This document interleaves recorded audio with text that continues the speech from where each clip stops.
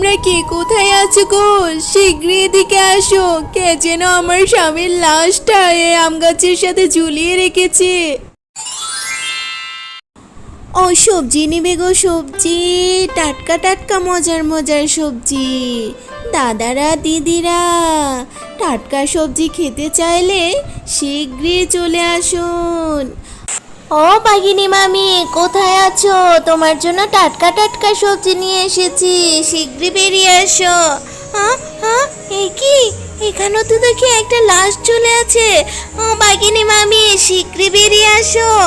দেখো, তোমার আম গাছের সাথে কে যেন লাশ ঝুলিয়ে রেখেছে। আরে, এখানে লাশটা কিভাবে এলো? আর আমার আম গাছের সাথে লাশটাকে কে ঝুলিয়ে রেখেছে? হ্যাঁ গো গিন্নি, আমিও তো সেটাই ভাবছি। এই লাশটা এখানে কে ঝুলিয়ে রেখেছে? এই লাশটা না কয়েকদিন আগে গোরস্থানে কবর দেওয়া হয়েছে। আর লাশটাকে তো দেখে মনে হচ্ছে কেউ যেন গোরস্থান থেকে তুলে এখানে ঝুলিয়ে রেখেছে। কিন্তু এমন কাজটা কে করলো সেটাই তো বুঝতে পারছি না গো গিন্নি। আরে আরে, আজকেও গোরস্থান থেকে লাশ চুরি হয়েছে। আমি তো কাল রাত্রে ভালো মতন পাহারা দিয়ে রেখেছি, তারপরও কে যেন লাশগুলো চুরি করে নিয়ে যাচ্ছে। এই ব্যাপারটা বাঘ মামাকে আজকের মধ্যেই জানাতে হবে আমার। ও বাঘ মামা, কালকেও গুরুস্থান থেকে একটা লাশ চুরি হয়েছে। প্রতিনিয়ত এইভাবে অনেকগুলো লাশ চুরি হচ্ছে। আমি এত ভালো করে পাহারা দিই, তারপরও কে জানি এই লাশগুলো চুরি করে নিয়ে যাচ্ছে। আমার তো ব্যাপারটা খুব সুবিধার মনে হচ্ছে না গো বাঘ মামা। হ্যাঁ রে মিচকে, আমারও তো ব্যাপারটা খুব অদ্ভুত লাগছে। লাশগুলো চুরি করে আমার বাড়ির সামনে আম গাছের সাথে ঝুলিয়ে রাখছে। আমারও তো খুব চিন্তা লাগছে ব্যাপারটা নিয়ে।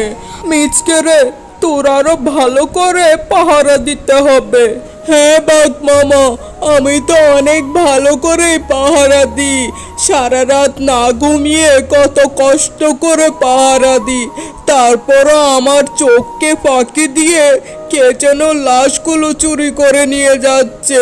আর ইদানিং বাঘ মামা, প্রত্যেক দিন রাত্রে একটা বাচ্চার কান্নার আওয়াজ শুনতে পাই, আর কাছে গেলে দেখি বাচ্চাটা কোথায় যেন উধাও হয়ে যায়। আরে আরে, এটা সে বাচ্চা মেয়েটা না? আজকেও দেখি ওখানে বসে বসে কান্না করছে। যাই, কাছে গিয়ে একটু দেখি। এরপর মিচকে বাচ্চাটার কাছে যেতেই বাচ্চাটা কোথায় যেন উধাও হয়ে যায়।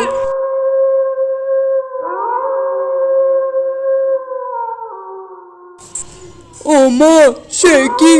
বাচ্চাটাকে তো এখানেই বসে কান্না করতে দেখলাম, এখন হঠাৎ করে কোথাও উধাও হয়ে গেল। নিশ্চয়ই আমার মনের ভুল।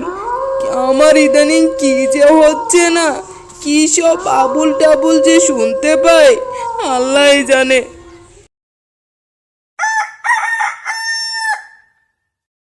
পরের দিন সকালবেলায় শেফালি শিয়ালিনী আর সবজিওয়ালি বাঘিনীর বাড়ির সামনে দিয়ে যাচ্ছিল। আর তখন ওরা দেখতে পেল সেখানে একটা লাশ ঝুলছে। হায় আল্লাহ, এই আমি কি দেখছি? এই তো দেখি আমার স্বামীর লাশ।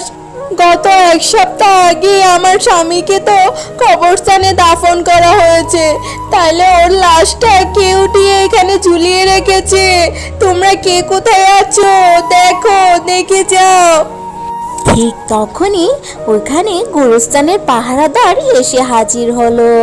ও বাঘ মামা, আজকেও একটা লাশ চুরি হয়েছে। আমি তো সারা রাত না ঘুমিয়ে পাহারা দিই, তারপরও আমার চোখটাকে ফাঁকি দিয়ে লাশগুলো কে যেন উঠিয়ে নিয়ে গেছে। আর লাশগুলো অদ্ভুতভাবে আপনাদের আম গাছের সাথে ঝুলিয়ে রেখে যায়। ব্যাপারটা তো ঠিক বুঝলাম না আমি, কেন হচ্ছে এসব। হয়েছে হয়েছে, আমারও খুব ভালো মতন করে বোঝা হয়েছে। তুই যে কেমন পাহারা দিস আমার জানা হয়ে গেছে। তুই যদি সারা রাত না ঘুমিয়ে পাহারা দিতি, তাইলে কিন্তু লাশগুলো চুরি হতো না। এখন তো দেখছি তোর ওপর আমার আর কোনো ভরসা করাই যাচ্ছে না। আমি নিজেই গিয়ে আজকে রাত্রে পাহারা দিব গোরস্থান। এরপর রাত্রের বেলায় বাঘ মামা আর মিচকে মিলে গোরস্থান পাহারা দিতে লাগলো। ঠিক ওই সময় একটা বয়স্ক মহিলা এসে হাজির হলো। বাবারা, আমাকে একটু সাহায্য করো। আমি যে অনেক বিপদে পড়ে তোমাদের কাছে সাহায্য চাচ্ছি। আমার নাতনিটার যে অনেক অসুস্থ, ওকে নিয়ে একটু হাসপাতালে চলো, নাইলে আমার নাতনিটা যে মারা যাবে। আচ্ছা বুড়িমা, ঠিক আছে, তুমি কোনো চিন্তা করো না গো বুড়িমা। তোমার নাতনিটাকে আমরা এক্ষুনি হাসপাতালে নিয়ে যাচ্ছি, চলো। এরপর ওরা তিনজন কিছু দূর যেতে বুড়িটা কোথায় যেন গায়েব হয়ে যায়। আরে বাঘ মামা, হঠাৎ করে বুড়িমাটা কোথায় গায়েব হয়ে গেল? কি হচ্ছে কি এসব আমাদের সাথে এই কয়েকদিন ধরে? কি গো বুড়িমা, তুমি আমাদেরকে মিথ্যে কথা বলে আমাদের চোখকে ফাঁকি দিয়ে এখানে এসে তুমি লাশ চুরি করছো? তাইলে এতদিন তুমি এই গোরস্থান থেকে লাশগুলো চুরি করে নিয়ে যাচ্ছ, আর নিয়ে বাঘ মামার বাড়ির সামনে আম গাছের সাথে ঝুলিয়ে রাখছো, তাই তো? ঠিক ধরেছি তোমাকে। আজকে তোমার রক্ষে নেই বুড়িমা। আমি প্রতিশোধ নেব।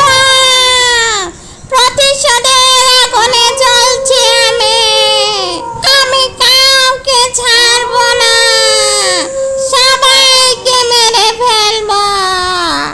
তোরা জানতে চাস আমি এমনটা কেন করি? তাইলে শোন, বছর খানেক আগে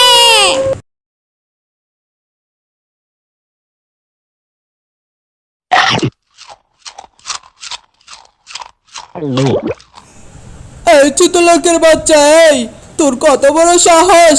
তুই আমার আম গাছের থেকে আম চুরি করছিস, আর তো তোর কোনো রক্ষে নেই। দাঁড়া।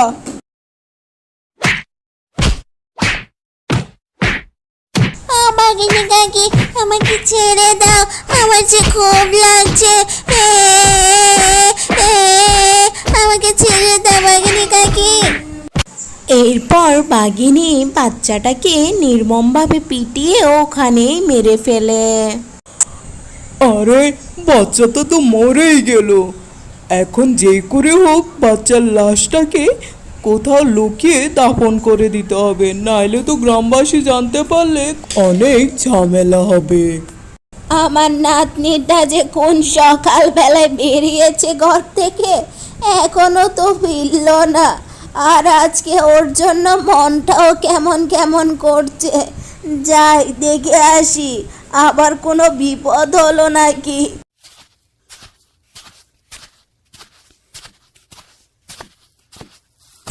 বাঘিনী, তুমি কি আমার নাতনিটাকে দেখেছো গো? এই কি দেখছি আমি? আমার নাতনিটাকে কে মেরে ফেললো এভাবে? বাঘিনী, নিশ্চয় তুমি আমার নাতনিটাকে মেরে ফেলেছো। হ্যাঁ হ্যাঁ, মেরে ফেলেছি, বেশ করেছি। মারবো না তো কি করব? তোর নাতনির এত বড় সাহস, আমার আম গাছ থেকে আম চুরি করছে। বাঘিনী, তুই খুব খারাপ। তুই সামান্য একটা আমের জন্য আমার নিরীহ নিষ্পাপ নাতনিটাকে মেরে ফেললি। আমি তোর নামে পুলিশের কাছে কমপ্লেন করব। কি বললি বুড়ি? তুই আমার নামে পুলিশের কাছে নালিশ দিবি?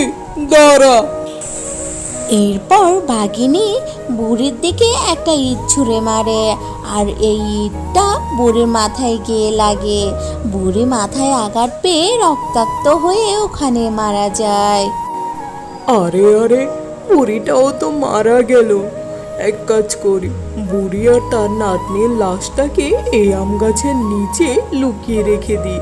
আবার গ্রামবাসীর জানাজানি হয়ে গেলে আমার নামে পুলিশের কাছে নালিশ করবে। আমার বাবু জেল টেলে থাকার কোনো ইচ্ছে নেই। তোর বউ বাঘিনী আমার নাতনিটাকে নির্মমভাবে হত্যা করেছে। তাই আমি প্রতিশোধ নিব। তোর বউয়ের রক্ত খাবো আমি, তখনই আমার আত্মা শান্তি পাবে। ও বুড়িমা, তোমার সাথে যা হয়েছে খুব অন্যায় হয়েছে। আমার বউ যদি তোমার সাথে অন্যায় করে থাকে, অবশ্যই আমার বউ শাস্তি পাবে।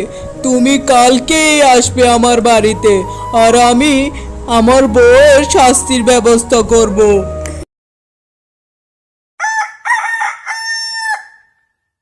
গিন্নি, তুমি এই বুড়িমাটা আর তার নাতনিটার সাথে অনেক বড় অন্যায় করেছো।